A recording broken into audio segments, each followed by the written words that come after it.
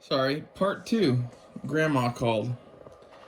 What I was saying is I should probably call Russell Fagan and ask if where would be best to carve little notches into that thing. Because there's definitely some parts of that you probably don't want to put any holes in. Would be my guess. I might be wrong. Like, I'm not going to go that deep. It would be cool to have some kill marks on it. My thing with something like that is I'm of two minds. For something like this, where I'm doing this is a decoration, and like it'll mean something about the gun to me. And if it ever gets any actual kills, those will be done somewhere with a fucking knife. You know?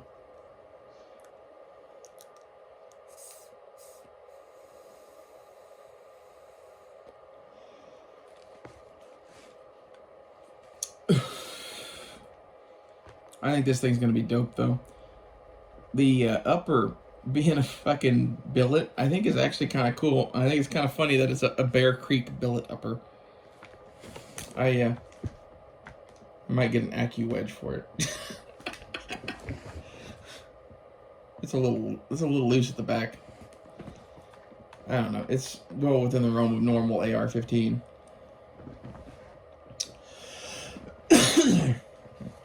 This gun was going to get an upgraded trigger eventually too, but that's low priority compared to barrel. Eventually, I'm going to be around to spending money on this again. Currently, we are at the point in the cycle where I'm spending money on web gear and car parts. And then we're going to do food, and then we're going to hit weapons, and then we're going to do car parts. It's like this is... I really don't know what to do, so I'm just preparing everything. And some of the car parts are definitely a higher priority than a barrel, but, you know, some ways a fucking barrel and scope combo package that's capable of, I don't know, holding an area would be pretty nice, probably. I never really thought of an AR-15 as a sniper rifle before, but there's definitely a few times where it's been one.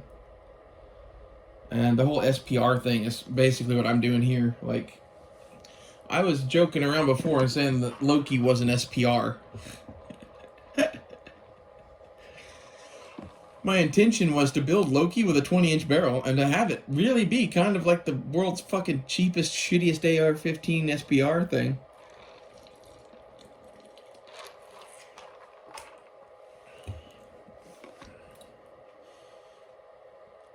I don't know. I think this thing set up the way I described in the first video, where we've got a bipod and 20-round mags out the ass loaded with some fucking match ammo. Like, we'll find something, hopefully, that, like, ballistically matches 55 grain but hits harder at range. I don't know if that's a possible thing.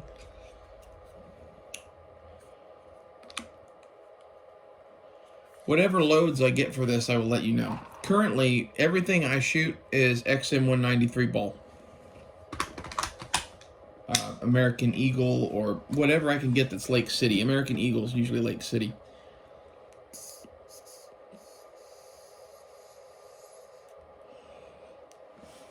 I like having government rounds. And the main reason for that is the crimped primer pockets, just the overall better build quality of the ammo. You know it's done right. It's a consistent loading. It's, you know, I'm not going to hand load, and I want to have a cheap, consistent loading that's going to be what I shoot. XM193. For this thing, eventually, if we do get a 20-inch barrel and some heavier bullets and a scope with dials and a bipod, well, we might get some heavier... You know, I said that in there. Might get some heavier bullets to go with all shit.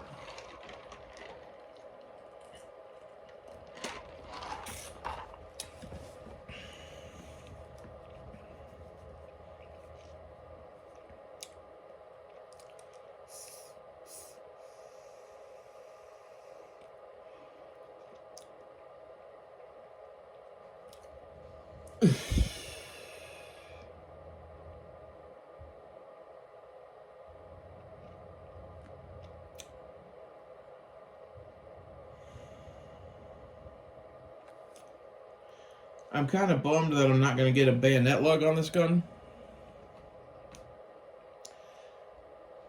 That's the only reason to do the 16-inch barrel is to get the bayonet lug. Because, like, it doesn't make sense to me to have a barrel that much longer than where your bayonet lug is. And, I don't know, with the 20-inch, I think it makes more sense to have the bipod. And, like, both are expensive. So, you know, which do you really want or need? And, I already have a gun that can take a bayonet, and it's the, you know, fighting gun more than this is. Although, I would argue to you that basically, if I were really going into a fight in a modern context, I would probably want to be vehicular. And at the point that I'm vehicular, this thing probably is just along for the ride. You know, I'm going to bring both. And if the vehicle breaks down, depending on the situation, you might take one or the other. I'm not going to go into that, but it's a whole different video on whether you want a long-range gun or a short-range gun. I like the way this thing is set up with this 2-7, because this 2-7 is really a mid-range scope. And that's kind of how I intend to rig this, is like, this gun is going to be made to own 400 yards. 300 yards. Somewhere in there. And the reason I say 400 is because most people figure that they're going to shoot 5.56 to 300. So it might be better to be able to shoot just a little bit further than that. But I also know how limited the chances to shoot 500 or 600 yards really are. Unless we go into combat. Like in the desert or in cities. I don't see that being a problem. As such, having a gun that has that 2 times power low end range for moving around, I like that. I like that a lot. Because basically with a 2 power scope, I could just run that and nothing else. I ran an ACOG for a lot of years. Fixed 4 power. I'll also add that go play around with fucking using any kind of scope in a video game. And if you can manage to use it in the video game, it might be something you might want to try in real life. And it's like, there's not 100% one for one, but it's like a lot of the video games optics are good enough that you're getting a really good idea of what it's like to look through one. At least it'll tell you if you like this, the window and the eye box and the fucking reticle and all the rest of that shit usually. It won't tell you if you like the glass, obviously, but like, that's how I picked my first red dot, was I played Call of Duty Modern Warfare, and I went and bought an EOTech. And to be honest, the EOTech is the superior reticle. I was 100% right. The EOTech sucks something fierce, and I learned that. And came around slowly to buying aim points. I think this is the reality of the aim point market, is that everyone that buys aim points because EOTechs suck. And EOTechs suck less today than they used to, but I was buddies with heads of fucking development at Insight while they were dealing with that whole zero shift issue, which, if you don't remember this, about 5 years ago, 6-7 years ago, maybe somewhere in there, they had this issue in Iraq or Afghanistan where they were going from air conditioning to 120 degrees back and forth, and the EOTech was shifting zero by 6 to 10 inches. As it turns out, there's some sort of a fucking jelly in the EOTech that is like a glue, that it's what makes the whole thing work, and it's, I think it's basically just holding shit together, and it's doing it in a shock absorbing kind of a way, right? But going from hot to cold, hot to cold, hot to cold caused that shit to start to like break down and change and do it, and it started fucking, especially going from being real cold to being real hot, it turned into like liquid and would, completely change the zero of the gun. Yeah, that's who you're buying when you buy EOTech. You're welcome, Insight. Thank me later for that free fucking commercial. I don't really care for most of their products, to be honest. I think they're way overpriced, and they are cutting edge. Yeah. And the EOTech is way proven in most things.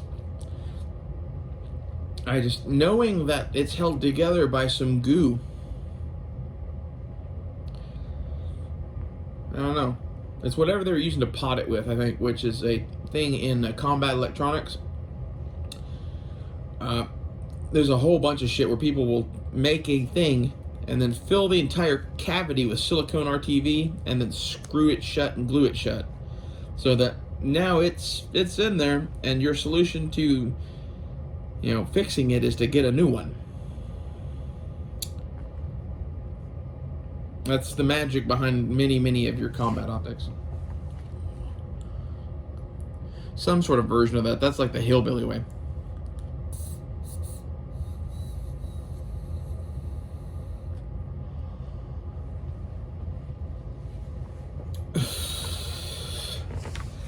Basically, my thoughts with this is I keep playing with this gun in this configuration, and it's not there, right? It's nowhere near there, really. It needs the rest of the gun to be good, and it needs a bipod, but I like this weight and level of scope on this type of gun. Basically, what I'd like to get is this scope with turrets, and maybe a slightly bigger objective. But like 2 to 8, 2 to 10. You could go 3 to 9, like that's the one that everyone's like, oh, whatever, but really that's like a hunting scope to me. The 2 power really makes a decent tactical scope. And I think it's funny that I'm not the only one that thinks that. There's a few other people right now. Risky Christie even has been talking about 2 to 10s lately. I think that's funny. I think he's basically hearing all the same shit I am about 1 to 10s and going, well, the 1 power sucks on those anyway. And we've always had 2 to 10s. This is a type of scope that, like, I've owned 3 or 4 different 2 to 10s. It's a very good magnification range. It is what most people probably need in a rifle. 10 is pretty up there, and I don't like scopes that go really much past 10 because you can start getting lost. And I like knowing that my scope is 10. If I'm going to have a gun that's set up bigger than that, it's probably going to be like a fucking Lapua or something, like a fucking 50. Like, that's a different animal, right? It's going to be cool to have this thing set up as an actual, like, target gun, though. I was already spending money to upgrade this thing, and I was going to make it more accurate at the same time. But I think really that's going to be, this is my project for the next, I don't know, a couple of years probably, that I'm just going to take the occasional $150 and throw at this thing. I also need to build more ARs. I don't really need to build them, I need to buy them from a friend.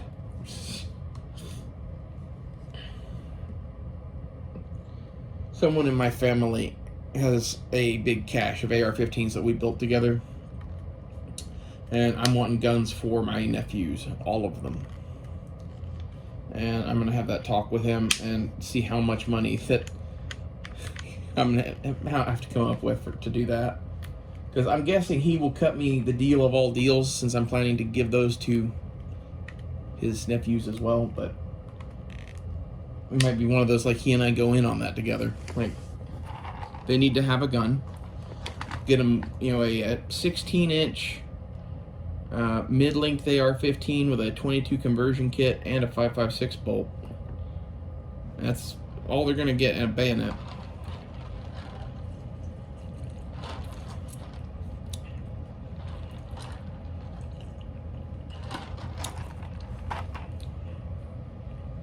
The guns he has, I helped him rig up, and we put,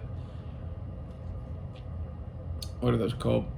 The U.S. Army Maytech rear sights. I got a bunch of those for like $25, and it's a pretty decent sight, especially at $25. and it's range adjustable and windage adjustable, and my plan is basically to get them all a hollow sun, probably, to go with that. And then like a bandolier and a few mags, and like they're gonna have a little package of AR-15 and a couple of 22 mags for the conversion kit. And I'm gonna build all of that shit and probably give those to their grandfather. I don't know.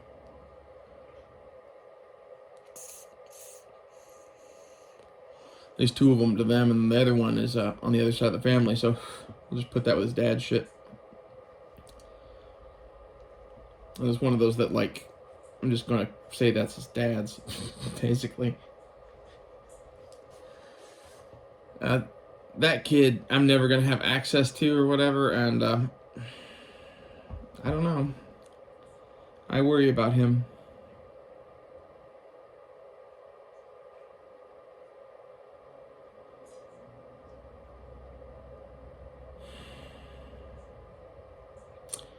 When his dad went to jail,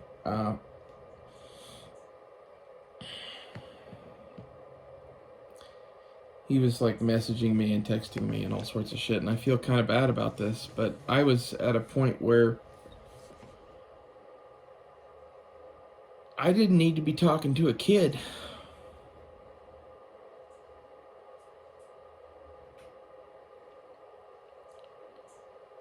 You know, maybe I made the wrong decision there.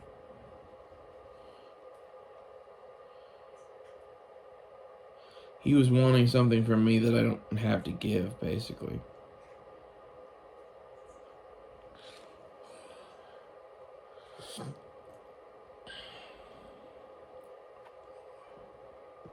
Makes me sad.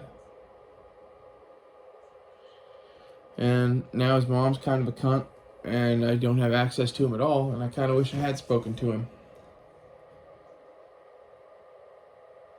It's like I had no idea what to say.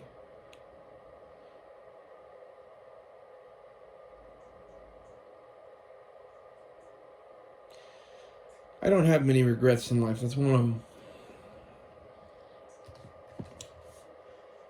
As such, I really need, I guess, 4 AR-15s. But one of them doesn't need the full kit. I just need a fucking gun. He's a big boy. He can get the rest of his kit.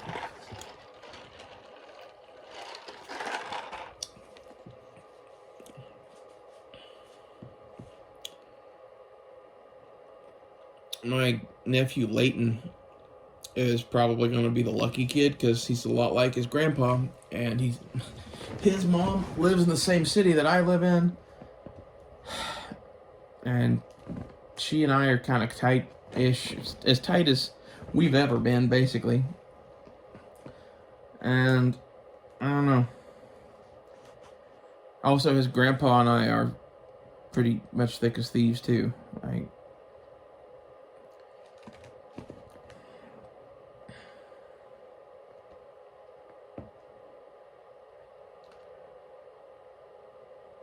as such, I'm gonna have more access to fucking teach him to shoot and shit, and take him to museums and all the rest of the shit. Like, basically, here in a week or so, we're gonna go somewhere. I need to fucking get that figured out. Oh.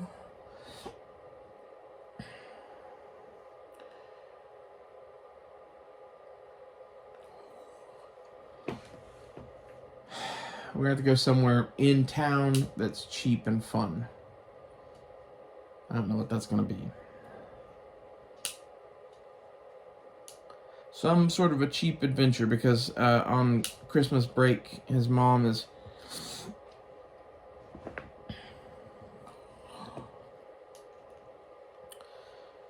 His mom's gonna be working a lot, and he's stuck at my grandma's house, and she's 80. And I remember what that's like. And so did my grandfather, and my grandfather was the Raizuli. He'd fucking come in like a hurricane, scoop you up, and just go take you to do whatever. What do you want to do today? Like, you know, I miss that. And I can't really do that with him. We don't have the money to go do half of the shit that we need to do. So I'm going to find something on the list that we can do.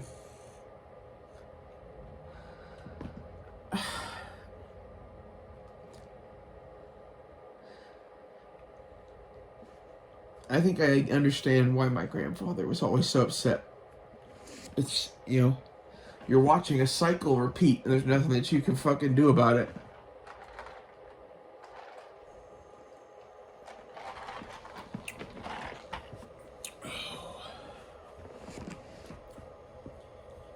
So,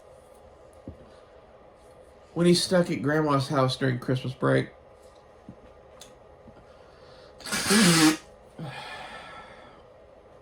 I'm going to have the chair rigged in the back of the van again, which is why I'm glad I haven't started building that shit. Because apparently your fucking child can't ride in the fucking front seat of a fucking van. I don't know what that's about. I don't know. Maybe I don't give a fuck about kids. And like, I wish cars didn't have airbags. I don't think that shit's safe. If it's not safe for your kid to ride in that seat, why is it safe for you? You're like, well, it's designed for... Well, what if you aren't? You ever think about that? What if you have a weak neck and you don't know it? What if it's the airbag that makes you a fucking quadriplegic? This shit always bugs me. Anyway, so I have to put the fucking back seat in the car for that kid. And really, I'd love to take him fucking shooting, but... money, gas, ammo, we don't have any of that. Fishing, we don't have licenses until after the first of the year, because in Oklahoma, if I buy one today, it's the full price, and it's for the last 2 weeks of the year. At this point, it should be that you're buying a license for next year, and you pay $1 or some shit, and you get the remainder of the last year. Something. Bunch of bullshit. We're not even going fishing because of that. Like, that's my real plan for him, is like, he's at an age where fishing is something cheap enough that we can go do. All we need is gas and equipment, and we have most of the equipment. I have a couple of different tackle boxes in fucking storage, and one here that's actually pretty good.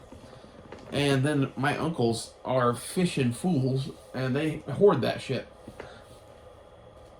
So we can always go borrow a box from them, and if we do that, we'll probably get one of them along with us, hopefully. And I know a few good spots to fish around here. Cat, no. No, you can't jump on the phone.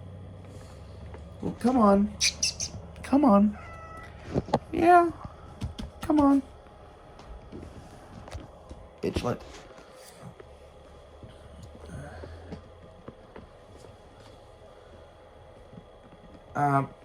I think that'll be a ton of fun. And that's just something to get him out fucking somewhere. And like, I need that shit too. I really could stand to go bobber fishing with worms. I think that's what we're gonna do. Is get worms or minnows and go bobber fishing off a fucking riverbank. Or creek bank or something. There's a couple places around here where there's like little fishing spots made by the state. And this is why you need a fishing license. If it was him and I, and he was 16 or 18, and I was this age, we would go backcountry fishing and find some places where ain't nobody gonna fucking come get us. Because fuck them. But he's not really old enough to do that shit, and by the time he is old enough to do that shit, I probably will be too old to do that shit. I'm probably too old to do that shit now. I'm not very fast. Like, that's half of the thing with that is... You need to be fast enough to run away. What are you doing?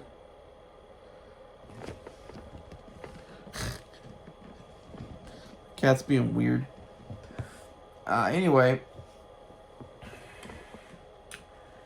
I think this will be a good thing to have for him to shoot. if it's really set up as a precision long-range rifle. Like, that's the thing not very many people get to encounter. And it's not there yet. But believe it or not, this would work pretty good for the mission I have in mind. You know, urban sniper kind of shit. 2 to 7 scope, 16-inch barreled AR-15, like... This is that, like... Okay, so... You're going to overwatch a position. This is the gun I would bring for that. And you'd be like, oh, no, you should bring a much heavier gun. Nope. You might need to do other shit. And like half of the reason I'm building this gun the way I'm building it is it's not meant to take 800 billion shots. It's meant to take 4 or 5 real accurately, and then past that it's probably a blaster. And it should be better than that with that Faxon barrel, but in years past that was my philosophy with pencil barrels. Is you're probably only going to get to take 1 or 2 real accurate shots at the outset of an engagement. So, know your Cold Bore Zero. And what I usually did was I zeroed my guns hot. So I just knew the holdover for fucking being cold. Because at any time that you're going to use an AR-15 like that, my thought is basically you're going to take 1 or 2 shots, and then you're going to dump at least a mag or 2. And that's, you know, assuming that you are in some sort of an ambush type scenario, again, which is like, that's assuming a lot, but like, you know, when are you not in an ambush, basically? And that is also assuming you have a shit ton of ammo. And this is back to, you know, maybe you don't need to dump fucking mags. Maybe having a more accurate gun and taking 1 or 2 shots is good. But the reason you dump mags at the start of a fucking ambush is because you are trying to get people to run away and stop shooting their guns at you. So the more firepower you can put out, the more scary you are. Whether you're hitting shit or not, it matters, but it doesn't matter to some extent. Take aimed fire, but put out the fucking rounds. You need them to think you have machine guns. And more machine guns than what you got. And that's where, like, having fully automatic AR-15s and AKs and shit, like, that's what that's for. That's why, you know, the 3-round burst thing is, like, made by the Good Idea Theory.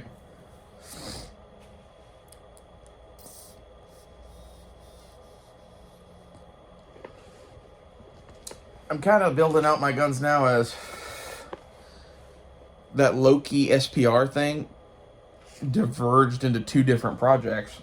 It diverged into a replacement gun that is low-key with a red dot on it for Tiger Queen, and this like longer range capability that I was wanting. I don't know. I would very much like to finish off this build and get the barrel and the bolt carrier group at least. I don't want to do that though. I have to get the bipod. Basically, this thing's half a gun without a bipod. At least for the intended role I have for it, it's kind of going to be... With the 20-inch barrel and a scope and a bipod, it's my fill-in for not having heavier weapons. And the new... What's it called? Magpul bipod is lightweight and cool. Looks to me... I'm going to try that. There's other things you could try. I think that thing looks pretty good though. The other thing would be like a Harris bipod, but that's heavy. And I don't know. I'd rather try the Magpul.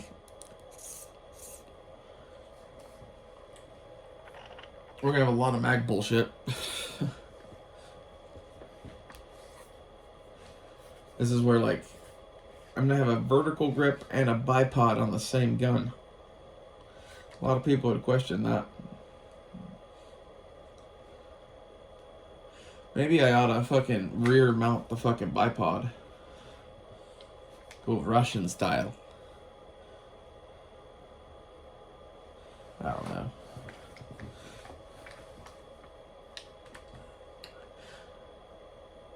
I think I will just paint this scope to go on this rifle for now. I'm not going to get a replacement scope for this anytime soon. And I really do like that Weaver 2-7. Actually, I found one of those. If you want one of these Weaver 2-7s, you've stuck through this long, you get the deal of all deals. On eBay right now, it's on the British eBay. I think I have a link for it somewhere.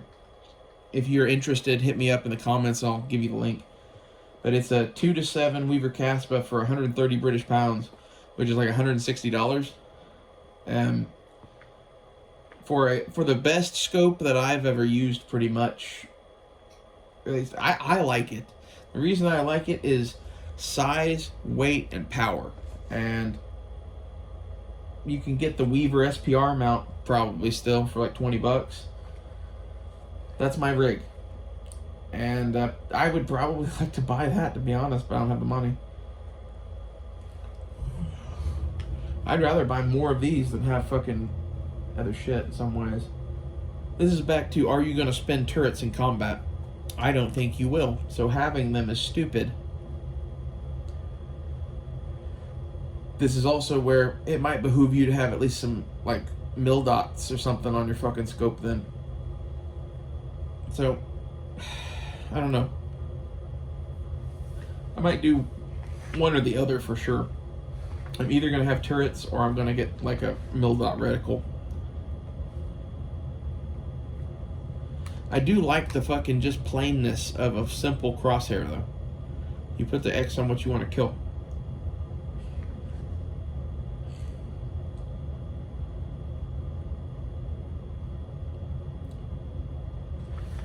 If I do make this a 20-inch sniper rifle, Dakota would die if she comes back and wants it.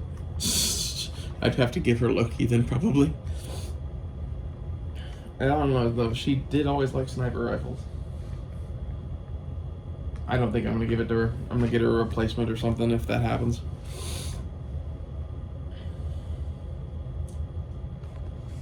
And I'd like to get another one of those fucking kits set up with a 22 kit and a bayonet and mags and all of that for her too.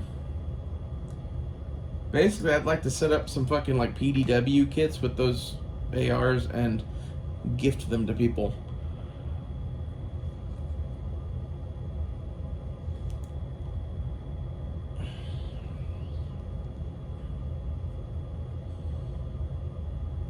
Our world is ridiculous that everyone doesn't just own that.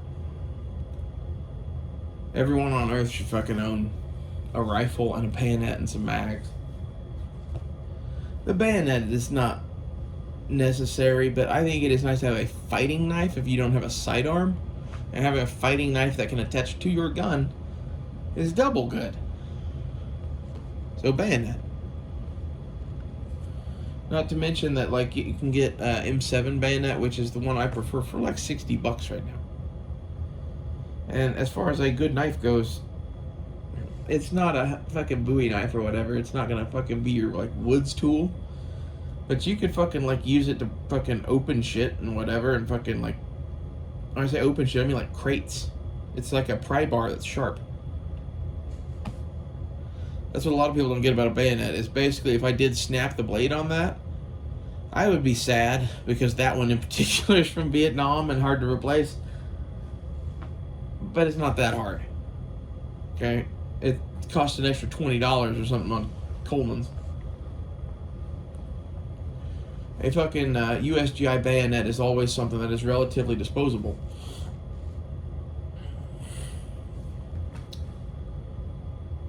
Kind of like it's a tool on your belt with the fucking e-tool. Like, you should have both.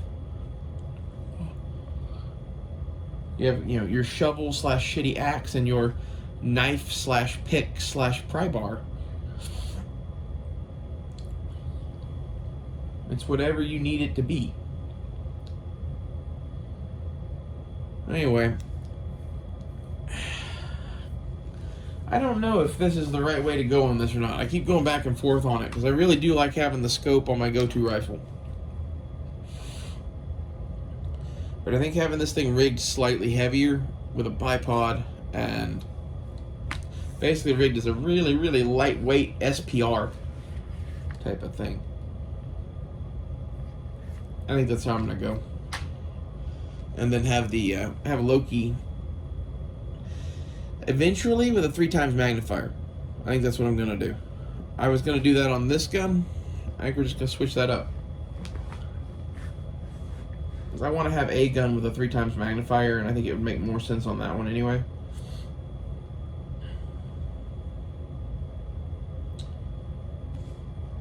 Still need a new bolt carrier group for this thing too. I should just go stake this one. But my thing is, if it has bad staking, and it's from Bear Creek, okay, what else is wrong with that? It's a cheap enough thing to replace. I kind of just think that this gun doesn't shoot right now unless it has to. I don't know. That is in a nutshell why we're replacing the bolt carrier group. The buffer and buffer spring are both cheap, and the ones that are in there trash. And then the trigger group, if this is going to be a precision rifle, I want a fucking match trigger in it probably, or something a little more matchy than what it's got.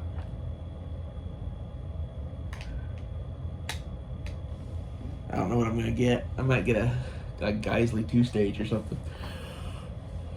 Although I was talking about getting like a super dynamic 3 gun, because then you could fucking like burst this thing.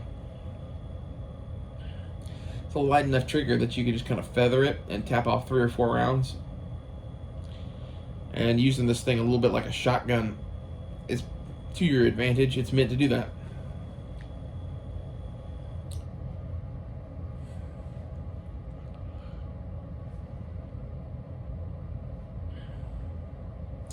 The other option would just be to get a Geisley ACT. That's my kind of go-to for an upgrade.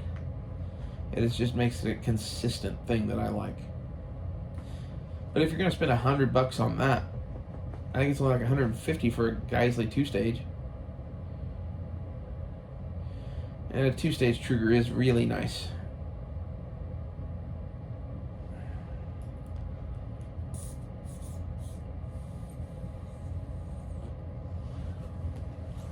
My backup iron flashlight mount thing didn't work out well. I didn't like it.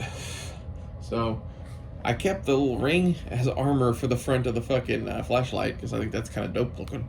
And I put my front sight back on it. And for this philosophy of use kind of thing, I think the irons being on there is good. I have really lightweight plastic backup irons. I don't see a reason why not to have those. Especially when you're running a scope that isn't combat quality, for sure. God damn.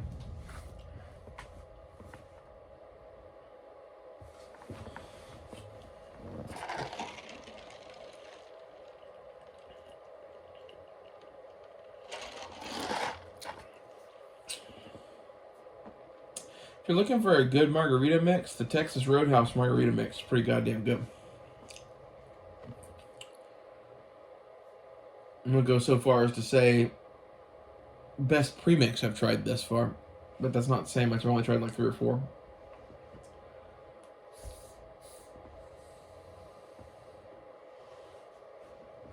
I'm going to do videos on margaritas.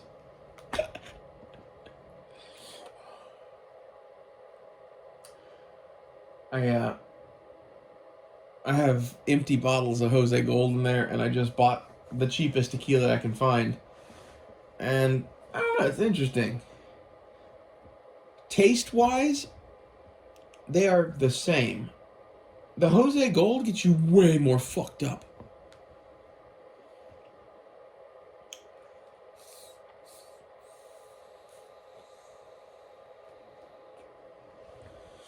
I don't know what's up with that.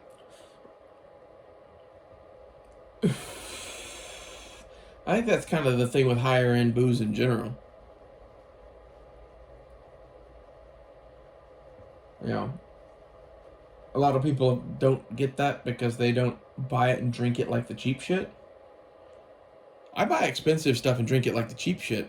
And the reason I do that is I'm not a fucking person that is going to have it always around, probably. And if I do, I'm barely ever going to drink it. So, like, I'm going to have the occasional margarita. as such, I like the nice shit usually. I'm broke at the moment, so I got this cheap shit just to try to see, you know, what's up, basically. Because, like, before I was buying kind of like just some pretty generic mix and some really, really nice tequila. And now I bought a much nicer mix, in my opinion. It was only like $1 or $2 extra. And tequila that was $18 instead of $45.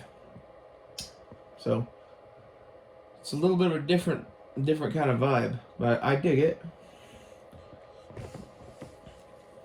They sure the fuck don't hit as hard.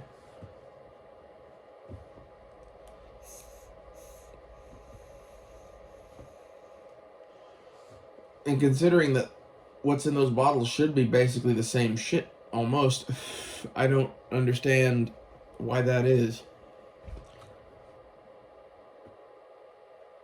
I'll have to talk to my Uncle Brent. My Uncle Brent used to be a bartender and kind of knows everything about everything anyway. And when it comes to booze, this is anything he might know about, especially because, like, he drinks the good shit usually.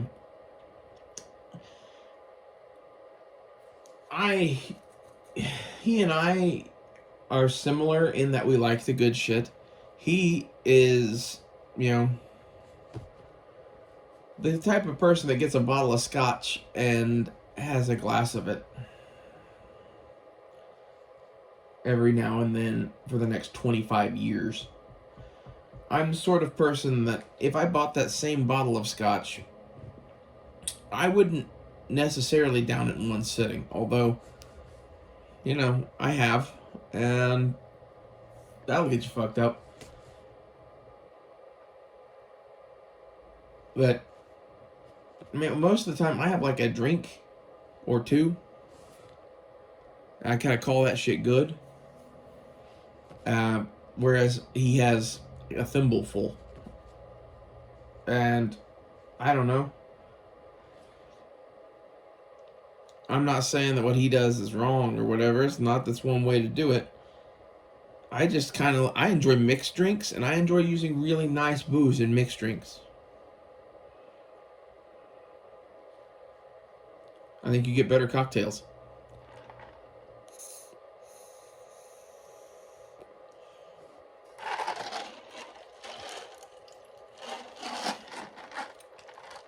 God damn, that is good.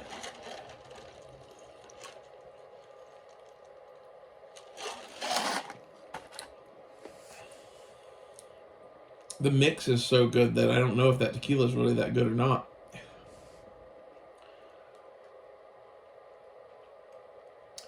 That is, I think if you're going to make a cheap margarita, maybe getting the Texas Roadhouse mix instead of the Master of Mixes mix was a good call. Because I would bet you dollars to donuts that at Texas Roadhouse, that cheap-ass fucking Montezuma, Azteca, whatever the fuck it is that I bought, Mexican tequila, that's what they're using.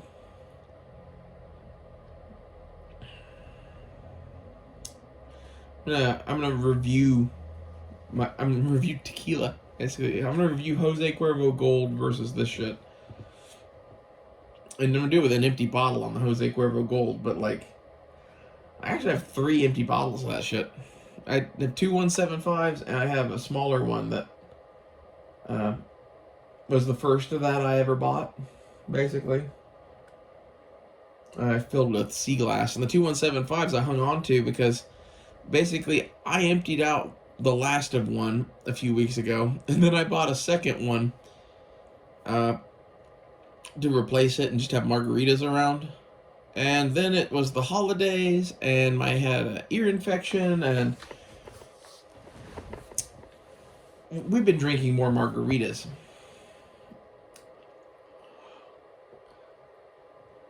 So, doing that, we went through a whole 175. Now I got 2 of those empty, though. My thought is, in the end of the world, like, refill those with the cheap shit. Right?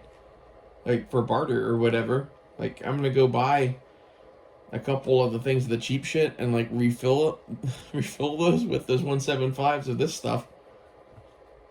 And, like, people will be like, oh, well, they have a broken seal or whatever. Well, you make them, like, short a bit, you know? You don't make them full 175s. You're like, we had these partially used, but like tequila never goes bad.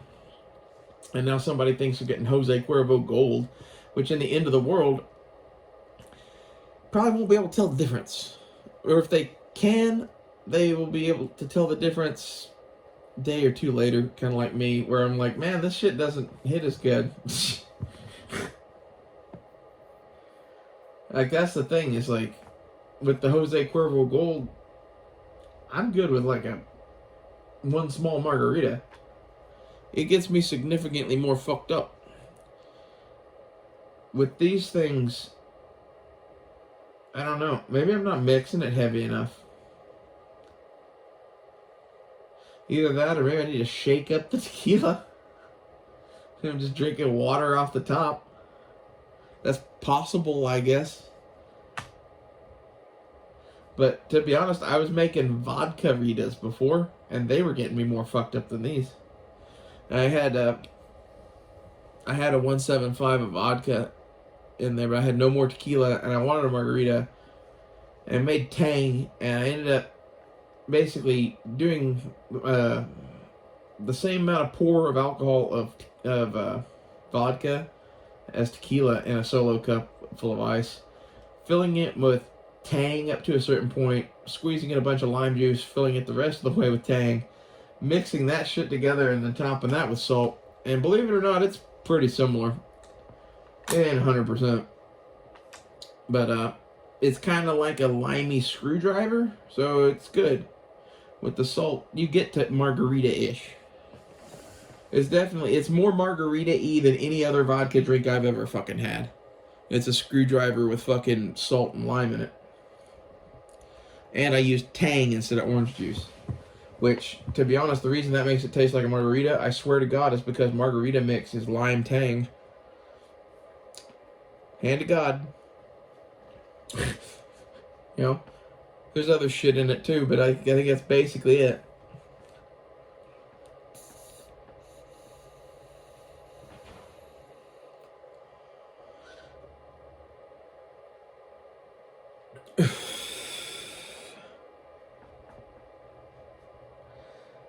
Well, if you have any thoughts on my sniper rig, let me know. I call it a sniper rig. I don't know what this thing's really going to be for. It's like a varmint gun. I kind of view Loki as a deer hunting rifle, and this thing as a varminter. And I think those are both very valuable tools that also have combat equivalents. So you can either consider it an SPR, or a varminter, or I don't know. I think with a 20-inch barrel on it with a fucking flash can on the end of it, she's gonna be long. So that's why it's like gonna be a fucking. It's gonna remind me of the prairie dog hunting rigs. They'll put 24-inch plus barrels on those, but they don't have fucking flash hiders. I want a really lightweight barrel with a flash hider that's long. And that 20-inch Faxon is pretty much the money.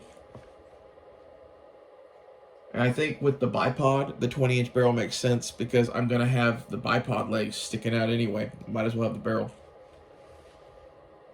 The bipod's going to be a kind of semi-permanent addition to this thing. That's why we're going with it instead of a bayonet. Also, I think $150 on a bipod is way better spent than on a bayonet mount. I think most of y'all would agree with me on that. I was really wanting to make this kind of a Starship Troopers gun, but oh well. It still is, kind of. It's going to be the Starship Troopers kind of sniper rifle thing.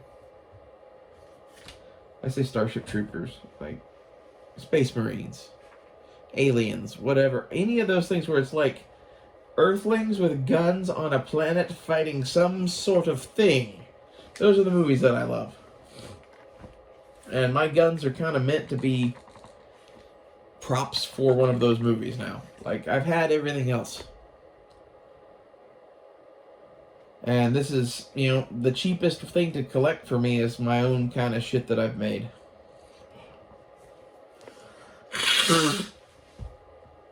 And maybe in doing this, I'll inspire someone else to do their shit.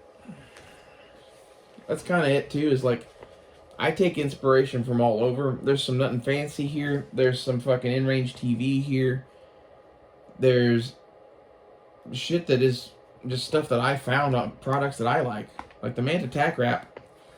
I found that in a store, in like fuck, what year was that? 2015, 2014, and I've had 3 or 4 of them. This is the first one I've had that wasn't black. I saw that they made a green one, and I was building this thing as a fucking Space Marine blaster. I'm like, heck yeah. Especially because I always thought this looked like the front end of like some sort of sci-fi blaster. Does it not? Like it has a kind of a ribbed thing. It's kind of like HK MP5 SD. And as far as like a place to put your hand or to like silently mount this on a window, or there's a bunch of reasons why this thing is cool.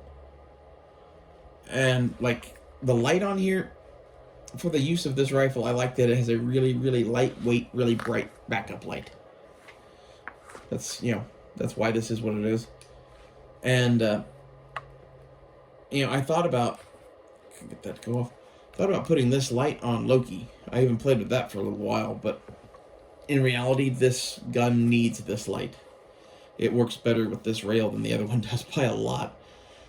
And really, this light works better than my lights both. I hate to say I like Enforce, but I do. I think I will probably buy more Enforce lights. For rifle lights, at least. Surefire still has the X300. I still like that best. But for a rifle-mounted light, assuming that this thing keeps holding up, and assuming that I can get a 2-battery version of this that's brighter, yeah, which that does exist, I believe. It's like the WML or something.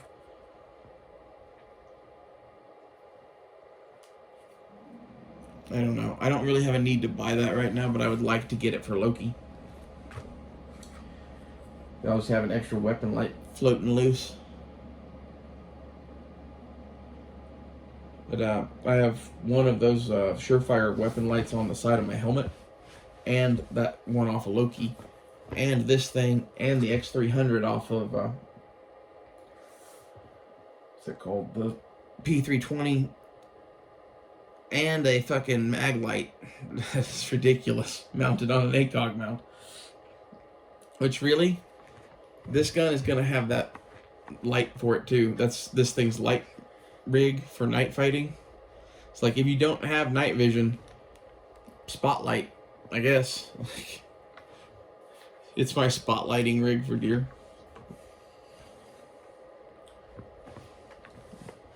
Joking. Actually, I've only ever even killed a couple of deer. It's just, you know, not really that challenging of a thing, and you know, I didn't like doing that because we didn't fucking eat it. We always like went and had it butchered or some shit, and like, I don't give a fuck about that.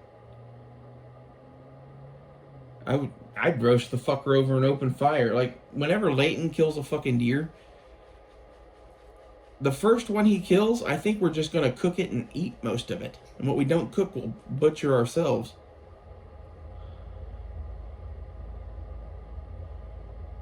Like, I don't know. It really pissed me off that we didn't even get to have deer steaks the night that I killed a fucking deer.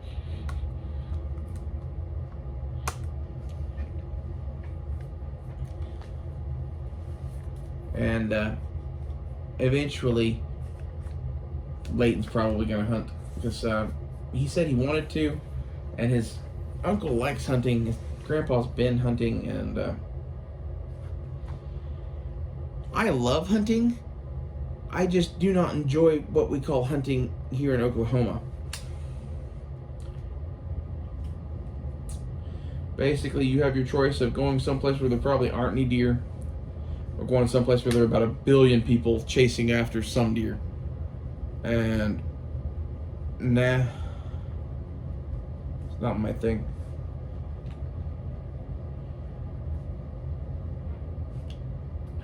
Maybe it's different now, although I doubt it, really.